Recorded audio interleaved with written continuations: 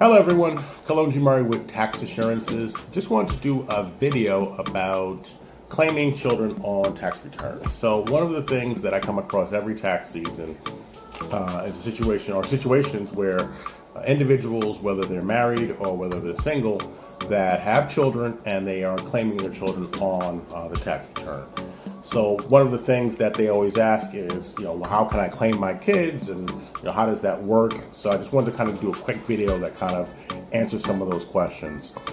First and foremost, for anyone that is claiming any children, they get what is called a higher deduction for having the children. So if you're filing as head of household, you get a bigger deduction as like the standard deduction, as opposed to someone who is filing single. And the same thing for people that are filing jointly. There's a slightly higher standard deduction that kind of takes, it doesn't explicitly say that, but it kind of takes children into account and giving that deduction. So that's one way that parents can claim their children and take advantage of having children on their tax return. The next one is the child tax credit and the additional child tax credit. Typically it's just the child tax credit.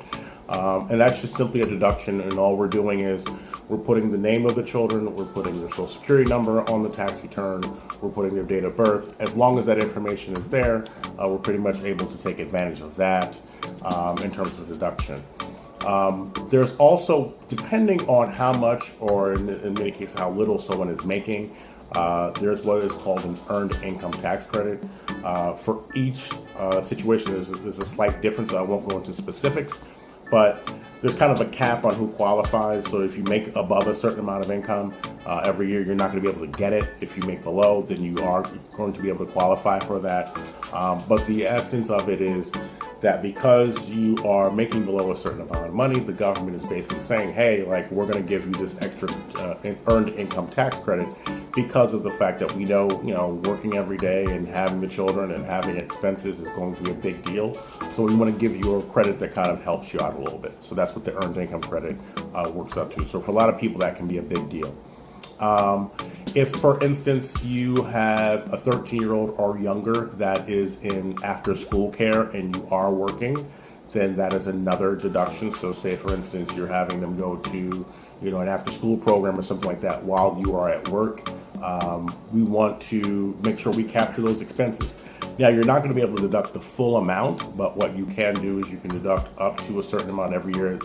It may change, so depending on when you're watching this video, it may be impacted by changes that the Congress may have. But again, the overarching theme is because you are putting your young children, younger than 13, in daycare or after-school care, you're able to take that deduction while you work. Also, people that do have children that are in college, like say, for instance, you're paying tuition, you're able to take a tuition deduction because you are providing financial support for that child. As long as certain parameters are met, once again, I don't want to go into the details, but you may be able to take advantage of having a child in college and be able to take the deduction there.